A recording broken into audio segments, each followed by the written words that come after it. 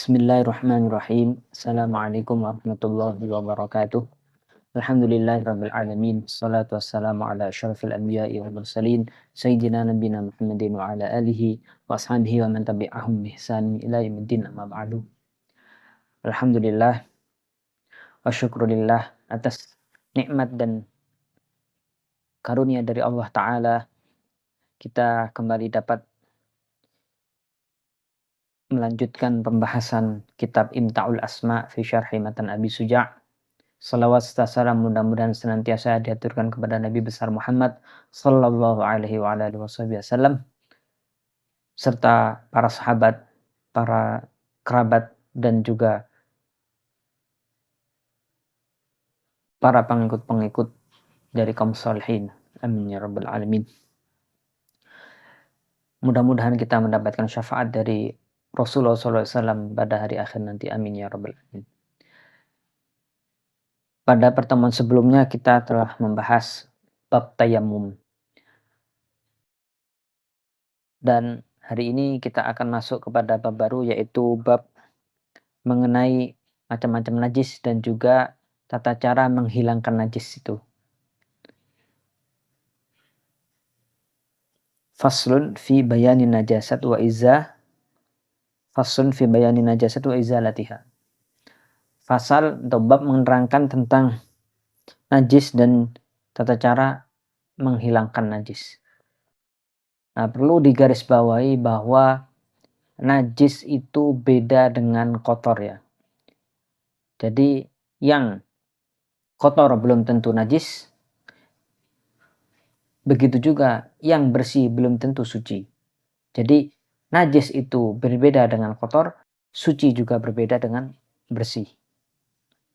Jadi bisa saja sesuatu yang kotor itu tidak najis dan bisa juga yang bersih itu tidak suci.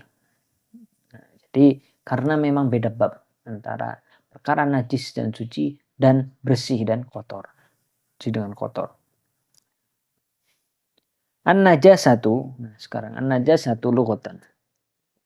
Ya, sebelum kita memulai pembahasan, tidak lupa kita kirimkan dulu Fatihah kepada semua guru-guru kita, kepada ulama-ulama Islam, mudah-mudahan kita mendapatkan manfaat. Alladzina salihah kullana tayyibah naqa'um marfuqan al-Fatihah.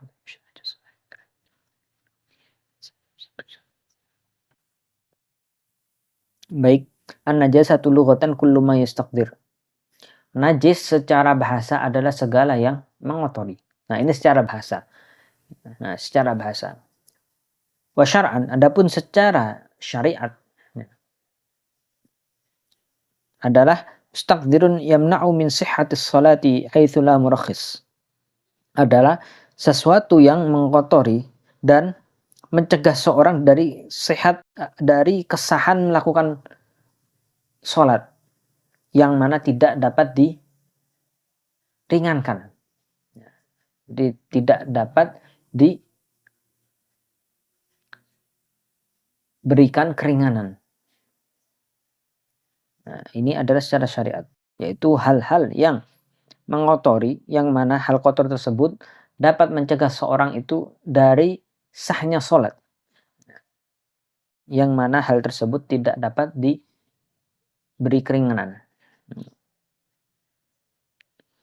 Nah, kemudian ada perbedaan antara najis dan mutanajis. Nah, najis itu dia tidak bisa hilang. Najis ya tetap najis, tidak bisa berubah. Zat tersebut misalkan najis itu seperti contohnya kotoran hewan. Nah, itu najis. Dia tidak bisa kemudian menjadi suci.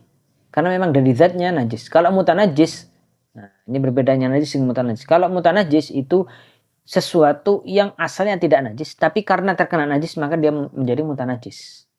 Nah, sehingga sesuatu yang mutanajis bisa menjadi suci. Contoh, piring. Piring kita kecipratan kotoran hewan misalkan, kecipratan kotoran hewan. Nah, piring tersebut kan suci asalnya, terkena kotoran hewan maka dia menjadi mutanajis. Nah, ketika dicuci maka dia menjadi suci lagi. Nah, kotoran hewan tadi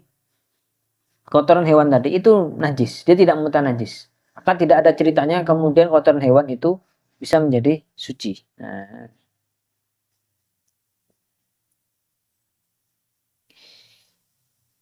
wa kullu ma'in kharaja minas sabilaini najisun illal mani.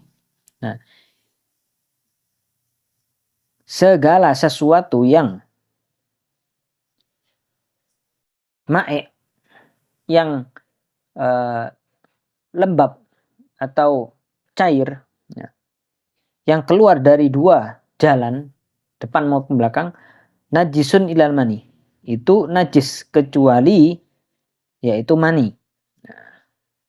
Jadi segala yang keluar dari dua jalan ini yang itu mengandung air, baik itu dalam keadaan lembab atau bahkan cair, maka itu najis kecuali satu hal, yaitu mani. Nah, kenapa mani tidak najis? Karena mani adalah asal dari Bani Adam.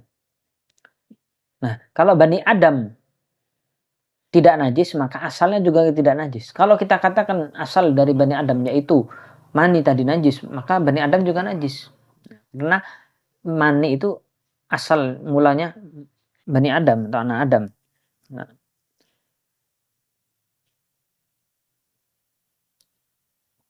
Nah, termasuk yang najis juga al-qai. Al-qai ini adalah muntahan. Ya, muntahan. Falaqa'at ta'ama ba'da an wasala ila ma'idatihi kana najisan au qabla an yasila fa huwa tahirna. Kalau seseorang itu muntah, dia memasukkan makanan, nah makanan tersebut sampai kepada lambung, nah keluar lagi, maka itu najis. Tapi kalau belum sampai lambung, misalkan masih di tenggorokan, nah, masih di tenggorokan, maka itu tidak sampai najis. Intinya, semua yang berasal dari perut, bagian perut, itu najis. Baik itu keluarnya ke lewat bawah, ya, keluarnya lewat bawah, nah, buang air itu ya, atau keluarnya dari mulut, itu najis. Termasuk muntahan itu juga najis. Termasuk diantaranya orang yang ngiler.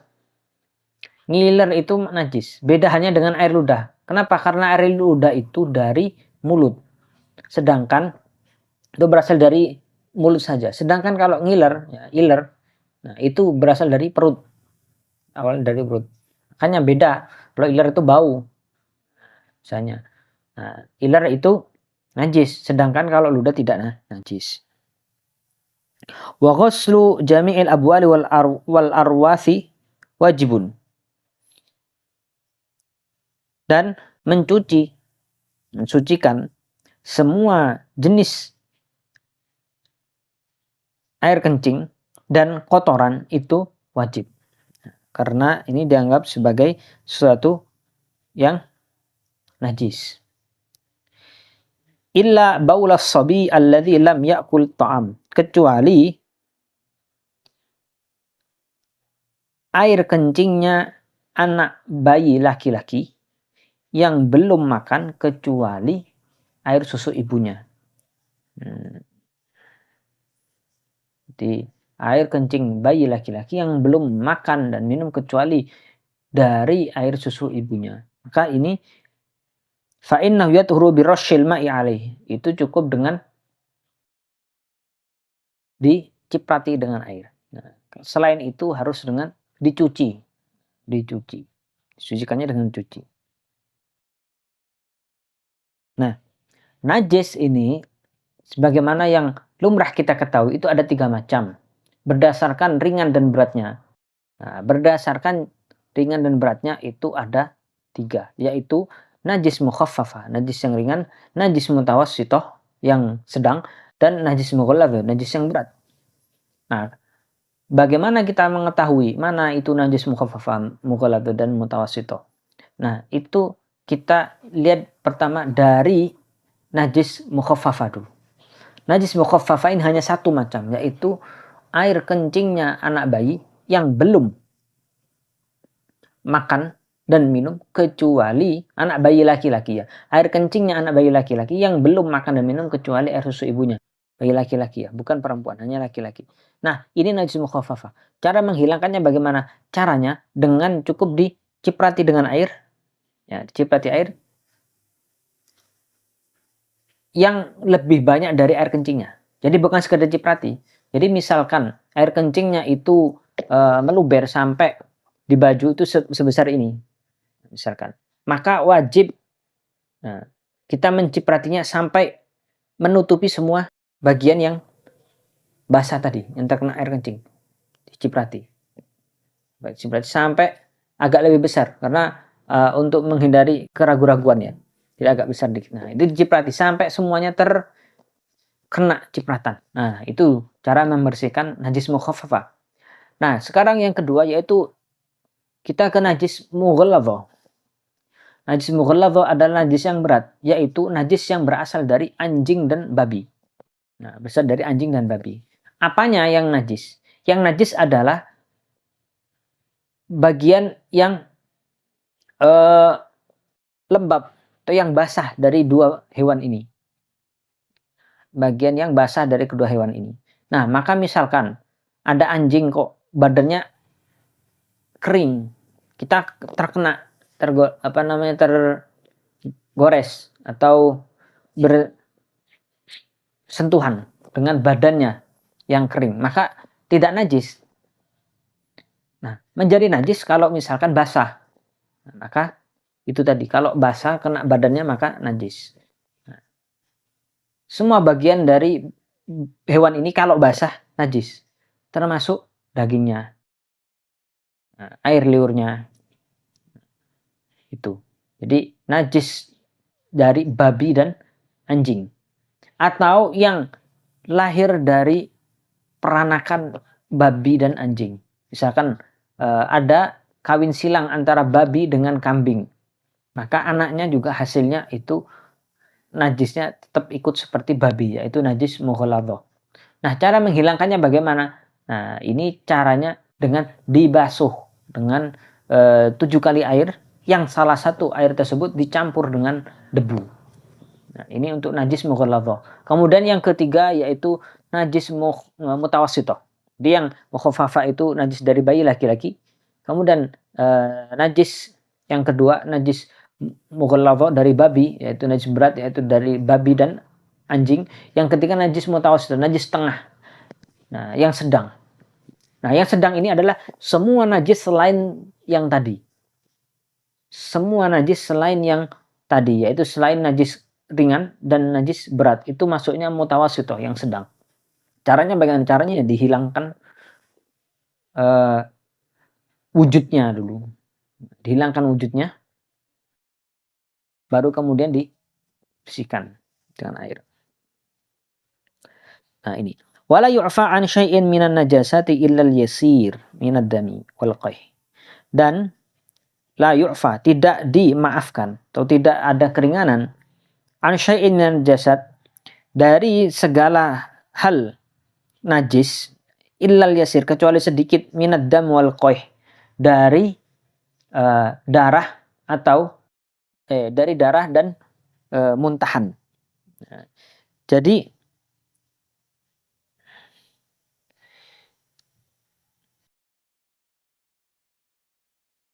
najis-najis ini tidak dimaafkan yang apabila terkena badan kita atau baju kita dan kita mau sholat. Nah, ini nggak bisa, tidak dimaafkan, harus dibersihkan, disucikan.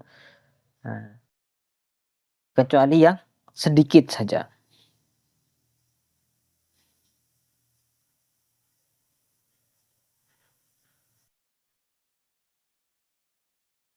Nah, wahada in kana min ghairihi fa in kana minhu ufiya 'anil qalil wal katsir bi syaratin alla yatajawaz mahallahu. Nah, ini darah ini dimaafkan apabila terkena kepada kita kalau dari orang lain, kalau sedikit. Ya, kalau sedikit darah dari orang lain terkena ke badan kita itu dimaafkan. Tapi kalau misalkan darahnya berasal dari diri kita sendiri, itu dimaafkan sedikit atau banyak, dengan syarat tidak sampai keluar dari tempatnya, tempat lukanya. Nah, misalkan kita luka di bagian sini, jangan sampai lukanya itu melebar ke darahnya melebar ke bagian lain dari tubuh kita. Nah, ini nggak boleh. Tapi kalau masih di area yang sakit, yang luka, maka itu dimaafkan. Nah, itu dimaafkan.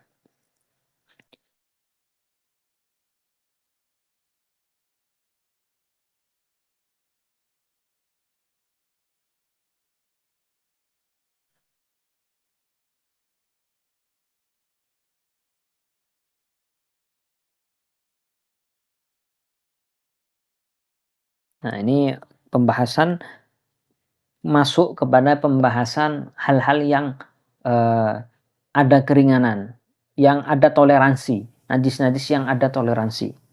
Nah, wa ma la nafsa lahu sa'ilatun idza waqa'a fil ina'i wa mata fi fa innahu la yunajjisuhu. Nah, begitu juga kalau ada hewan yang dia tidak punya darah yang mengalir, contohnya seperti semut atau ulat, bukan ulat,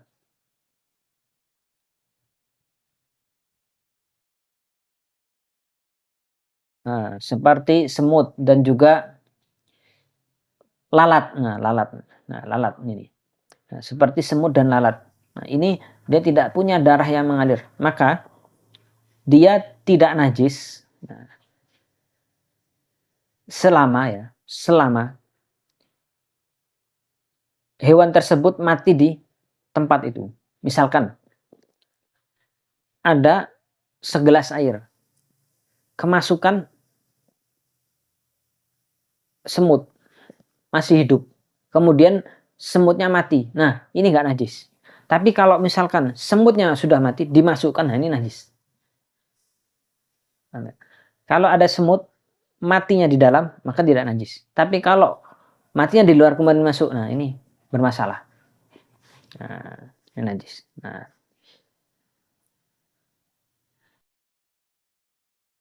seperti dzubab tadi dicontohkan ya, dzubab warna seperti lalat dan semut.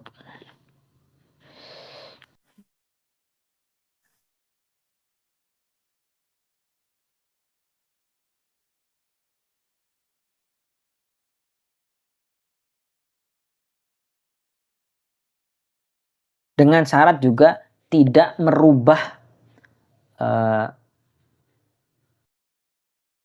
air tersebut. Misalkan kalau ada air dalam gelas, kemudian kejatuhan semutnya lumayan banyak sampai berubah warnanya. Nah, ini juga najis. Nah, syaratnya tadi tidak merubah warna.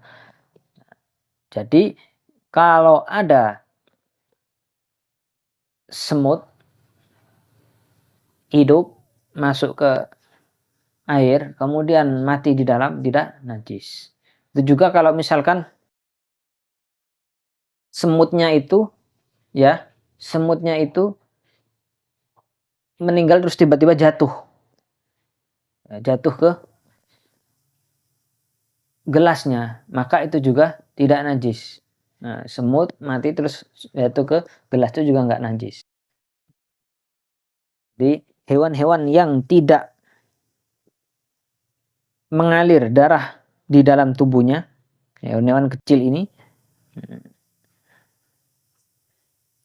maka itu termaafkan dan tidak najis.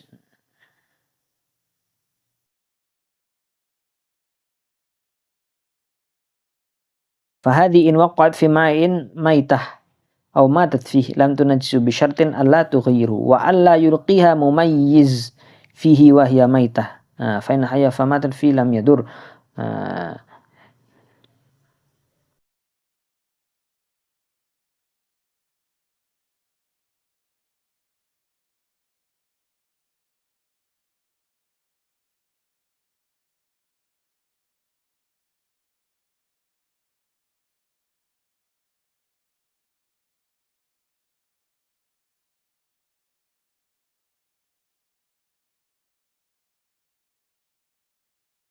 Kemudian wal hayawan kulluhu tahirun idal kalb wal khinzir wa ma tawallada minhuma aw min ahadihima. Nah, ini tadi yang sudah disebutkan bahwa semua hewan itu kalau dia hidup maka tidak najis kecuali hewan itu adalah anjing dan babi. Maka itu najis dan apa yang lahir dari keduanya itu najis. Wal maitatu kulluha najisatun illa as-samak wal jarad wal adami. Nah, dan bangkai, ya, bangkai itu berarti segala hal yang mati, segala makhluk hidup yang mati tanpa disembelih, itu bangkai.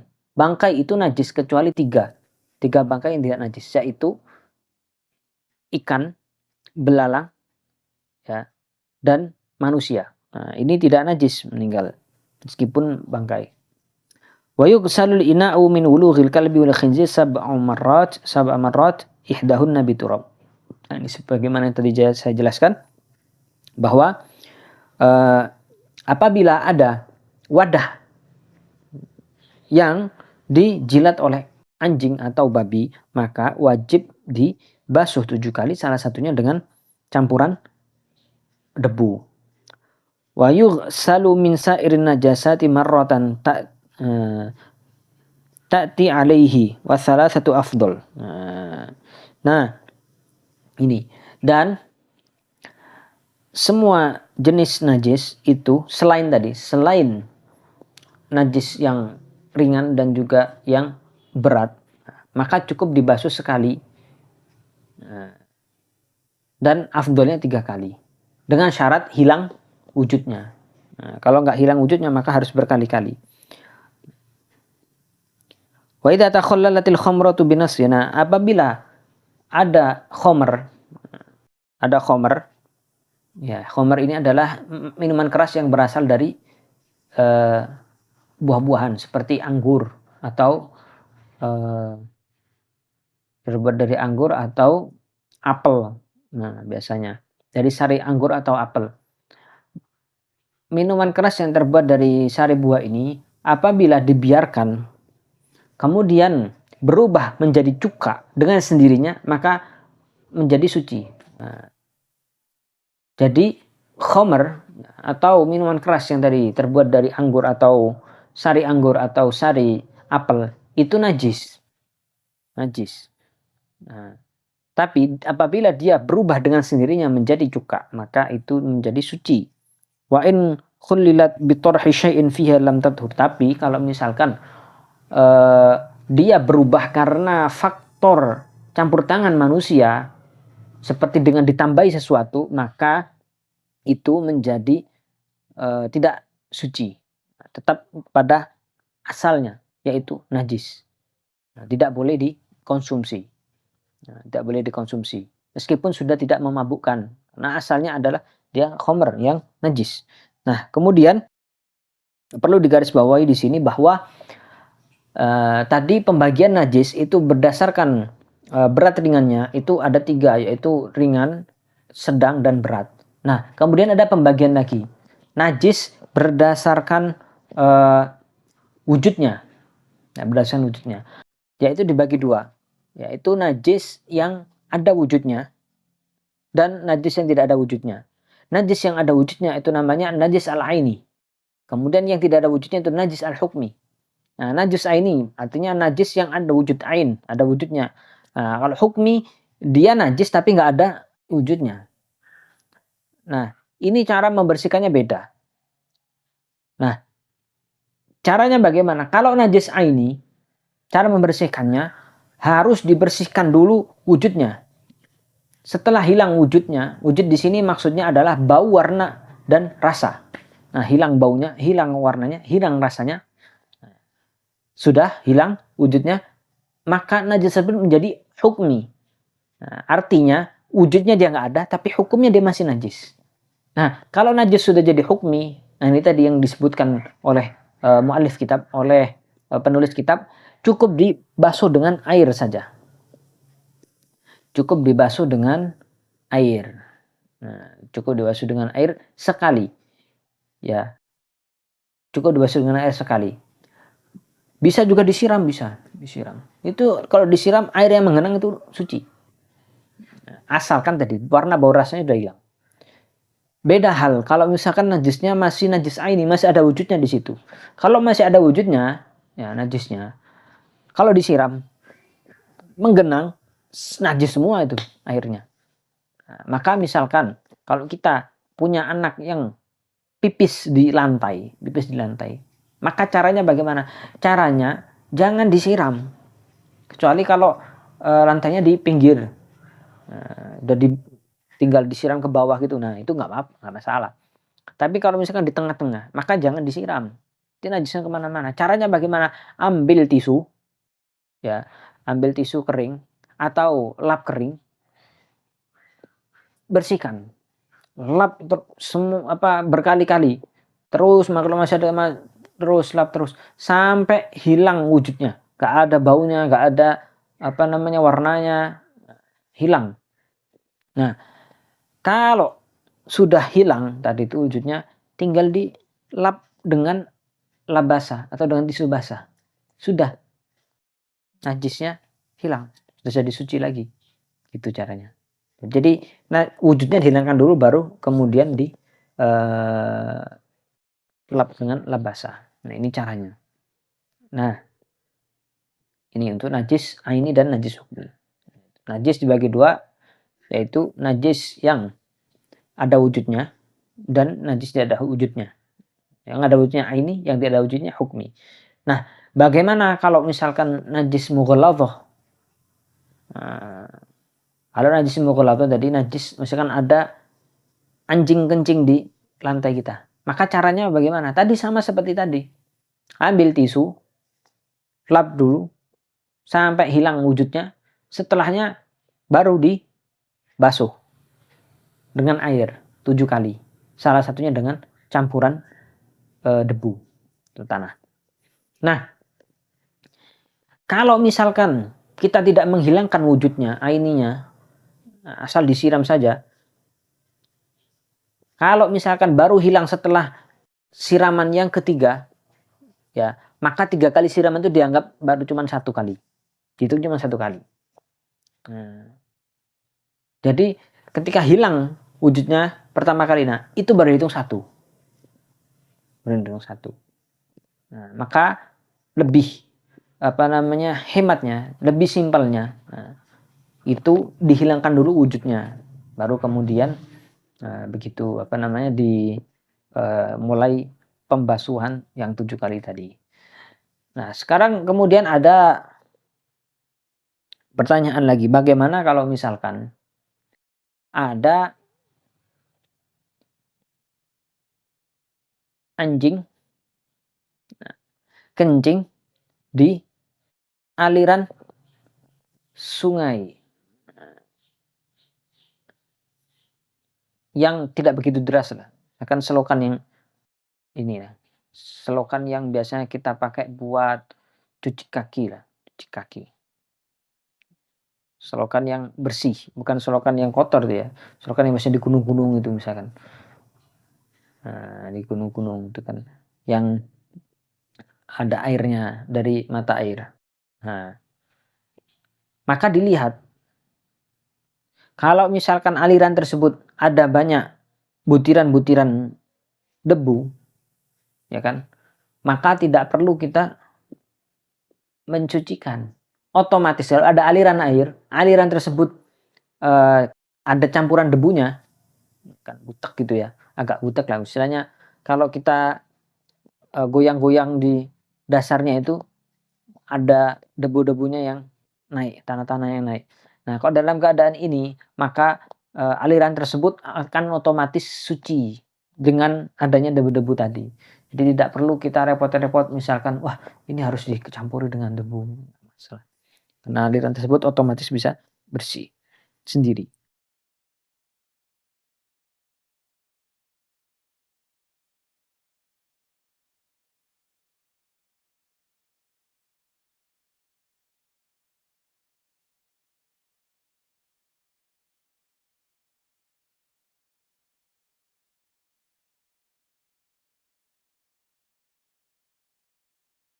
Nah, ini saja yang mungkin bisa kami sampaikan untuk pertemuan hari ini.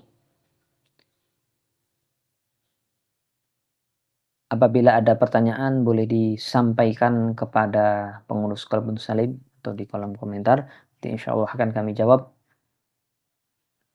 Apabila ada kesempatan akan kami jawab secepatnya.